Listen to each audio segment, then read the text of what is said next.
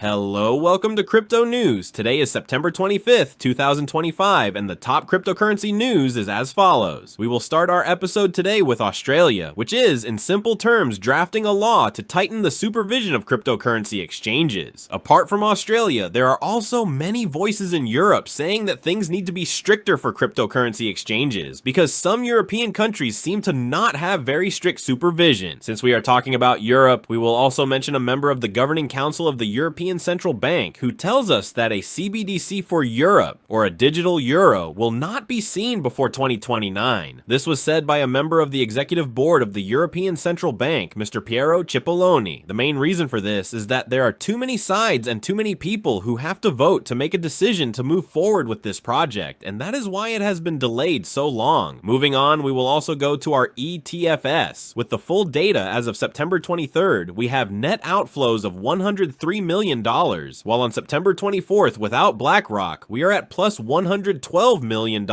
Moving on to the Ethereum ETFs, I will tell you that on September 23rd, we had net outflows of $141 million, while on September 24th, we were again with net outflows of $52 million without BlackRock. For the companies that bought cryptocurrencies now, let's say they forgot to do that and buy their share. Thumzup, a company that buys Dogecoin, is planning to buy back $10 million of its own shares. For this reason, its stock price is rising with these plans. Meanwhile, DeFi Development Corp, a company that buys Solana, had told us that it would buy back $1 million of its shares, and that number has been increased to $100 million, all of which will be used to buy back its shares. Our last company for today is Franklin Templeton, which, as we know, has BENJI, a tokenized fund of the US Treasury, which we can now find on the BNB network. This is a classic Franklin Templeton thing. It directs its products to different networks. Moving on to our exchanges with Coinbase, let's look at a very interesting investment that Coinbase made in Bastion.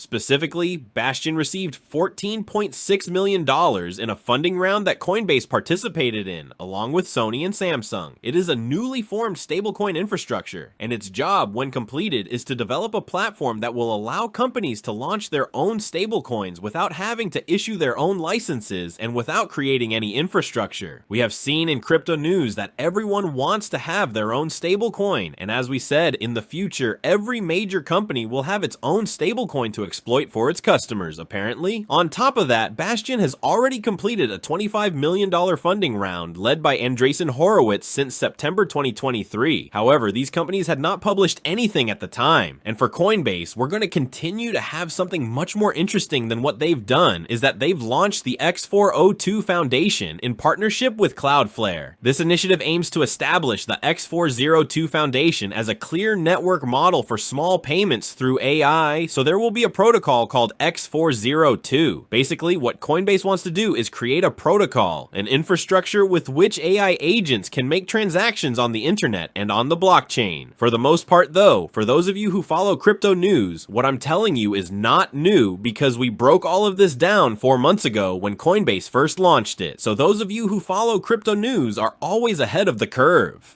Moving on, we'll move on to our last exchange for today, which is Kraken, which is donating $2 million to the Freedom Fund PAC and America First Digital, which are two crypto-friendly organizations. They're fighting for crypto rights. In simple terms, they're fighting for basic things like being able to keep our crypto and our money without having to have a third party involved. We can do that ourselves, and Kraken has donated money to organizations like that. Moving on, we'll move on to Cardano and the Cardano Foundation, which made a move that no one could have predicted, and it's a pro-system move. Simply put, the Cardano Foundation aims to strengthen the Cardano ecosystem in terms of stablecoins and DeFi, which Cardano has but are both very weak. First, it will boost liquidity in stablecoins with ADA so that there is additional liquidity for stablecoins within Cardano, which is one of the weak points of Cardano. It will also boost liquidity in Cardano's DeFi. It will give 220 million ADA to various D-reps who seem to be involved in the ecosystem, according to the Cardano Foundation. In addition, it has signed a $10 million partnership with a project for RWA to launch this on Cardano. It has distributed 220 million ADA.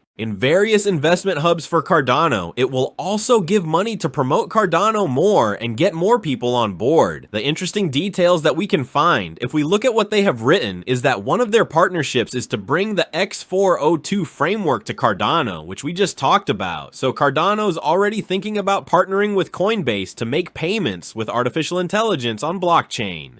The other interesting thing is that they have reduced their voting power. As we know, the Cardano Foundation has tons of ADA and has used them in the past to vote on whatever they want. However, now they are reducing their voting power by 80 million ADA to make the ecosystem more decentralized. All of this will obviously be voted on by DREPs and SPOS. At this point, we have no idea with what weapon and how big this weapon is that the Cardano Foundation has threatened to make this move. But all of this is definitely a move in the right direction and will help Cardano. For the latest news of the day, we'll go to Aster, where every time we see it, its price goes up. The last important thing we learned from Aster's CEO is that they plan to create their own layer 1 blockchain, and they'll be incorporating anonymity so someone will be able to see the transaction, but they won't know the status of that transaction, so there's anonymity. Continuing our news, let me tell you that Hyperliquid stablecoin is now available for anyone who wants to use it, and for our meme coins, we'll go to the US Vice President, who responded with this meme photo in a video below that we won't get into, but because he did, the price of the coin went up, as you can see, and then went back to its real value. Speaking of prices, it's time to head to our favorite crypto market, with Bitcoin at $112,000 on this channel. That wraps up the top news for crypto today. Is September 25th, 2025. I'd like to remind you that the content you just watched is created for educational purposes only and should not be considered as investment advice, but rather as investment opinion. Please subscribe to the channel, leave a like, and feel free to comment. Take care, everyone, and have a good day.